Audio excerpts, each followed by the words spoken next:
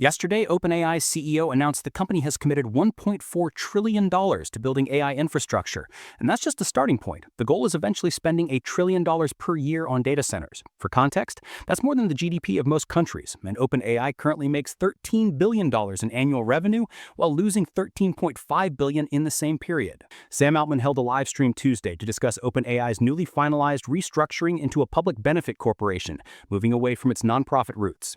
During the session, he revealed the company has locked in deals worth approximately $1.4 trillion for 30 gigawatts of data center capacity through partnerships with NVIDIA, AMD, Oracle, Broadcom, and others.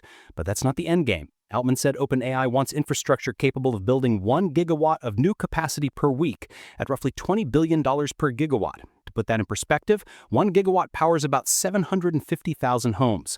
OpenAI wants to add that much computing power weekly. The financial mechanics here are fascinating. OpenAI generates about $13 billion annually, primarily from ChatGPT subscriptions. It has 800 million active users, but only 5% are paying the $20 monthly fee, which means 40 million paid subscribers supporting the entire operation. Meanwhile, the company reported a $13.5 billion net loss in the first half of 2025 alone.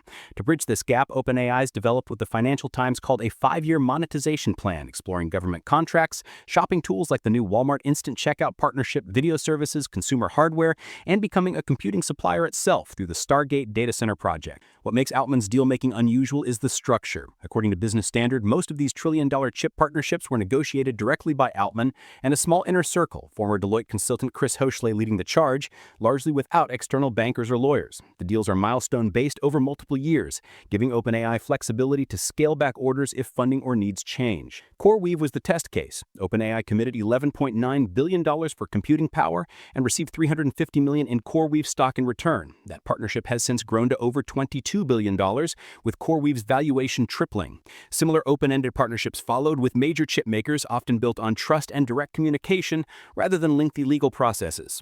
The broader narrative is OpenAI betting everything on what Altman calls securing a decisive technological lead before worrying about profitability. He recently said making the company profitable isn't in his top 10 concerns.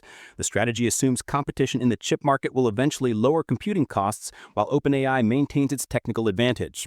Internally, employees were told the company aims for 250 gigawatts of compute by 2033, a build-out worth $10 trillion. That's enough to power Germany. Critics call it a bubble. Altman calls it exponential growth that requires infrastructure first and revenue later. The company's new video app Sora topped the App Store in October as proof that access to compute unlocks products people want, but the arithmetic remains brutal. $13 billion in revenue against commitments exceeding $1 trillion means OpenAI needs to 100x its business while simultaneously building the largest computing infrastructure ever assembled by a private company. Chief scientist Chikup Pachatsky joined the live stream and said they're tracking toward an intern-level AI research assistant by September 2026 and a fully autonomous legitimate AI researcher by 2028. The timeline suggests OpenAI believes its models will become capable enough to accelerate their own development, potentially justifying the infrastructure spending. Thanks for watching, and I will see you in the next one.